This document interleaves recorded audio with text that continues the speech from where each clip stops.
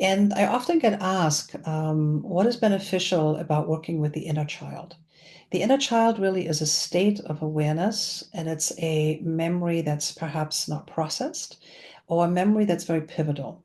Sometimes a child state memory can be very positive, perhaps the apple tree in the backyard of your grandmother, and you have very fond memories of that.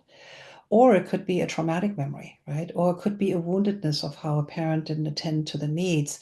And so it wasn't traumatizing per se, but it had a huge impact systemically because the needs weren't attended to in a chronic way.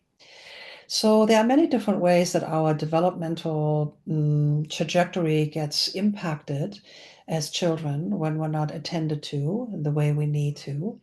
And it has consequences later on in our relationships, of how we manifest in our work, of how confident of what we are, how safe we are, how we deal with our own needs.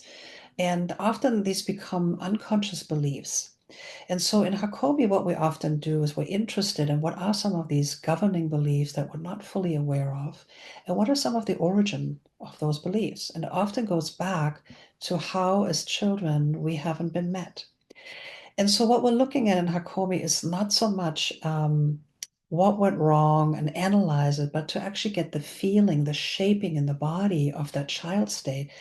How did you feel? How were you shaped by it? What were the somatic patterns? And what did you start believing about yourself and the world and others because of those experiences? And what we're looking for, and this is what I always loved about Hakomi, we're looking at the missing experience, which is a really potent body of work and interventions that we do in Hakomi. We're looking for what was missing. And so we're looking for feeling into the pain and the grief, not in a re-traumatization, but touching into from the perspective of what was missing, what were you yearning for? And then we're looking for opportunities in the therapy to maybe make it safe enough. Or can we address some of the yearnings for that need, or that you wanted to really belong? And that this was maybe a need that you had, and it was actually right to have that need. So that validation and that meeting of it. And again, I'm talking about the emotions, but there is a somatic shaping that goes with it.